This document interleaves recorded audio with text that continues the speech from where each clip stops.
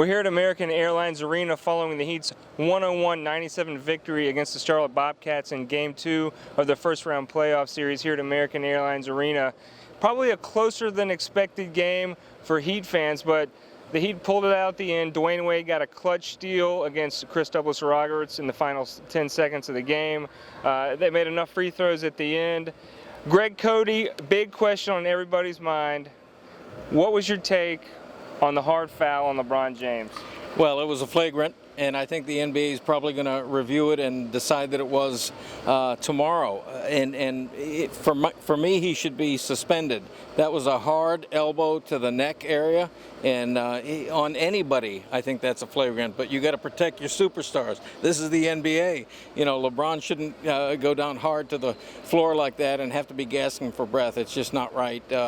And I think that that's a spark, though, that the Heat can use as a little bit of fuel, because, you know, they've struggled in 2 games against a team that they should be rolling over in my mind. And so I think this could infuse them with a little bit of anger, a little bit of that good anger, and take that to Charlotte with them. There's no question the Bobcats have shown a lot of heart in this series, but just to review and set the stage here a little bit, the Heat was up by 3 points, and LeBron knew he was going to need to sacrifice his body in the final 10 seconds of the game and get to the free throw line. He did that, and then Josh Roberts came in, left his feet, brought the elbow to the throat, and then LeBron James was down on the court for several seconds, and he had a hard time catching his breath. He made one of those free throws. Dwayne Wade got the steal, ended up making another free throw at the end of the game.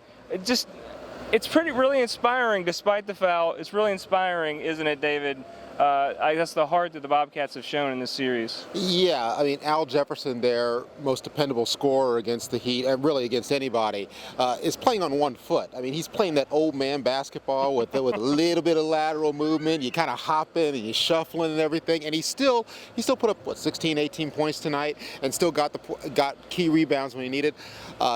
Kimber Walker, Michael Kidd-Gilchrist hit big shots, huge shots. They kept them they stayed in the game, and the Heat just seemed to keep waiting for the Bobcats to kind of decide, okay, we're not going to win this game. And the Bobcats just kept hanging around and saying, okay, no, we're going to make you work the whole way for it. And which the Heat did, and the Heat came out of it. They weren't particularly happy that they had to work so hard at the end, and that they sort of created the situation themselves by not continuing on, keeping their foot on the gas and putting the Bobcats away earlier.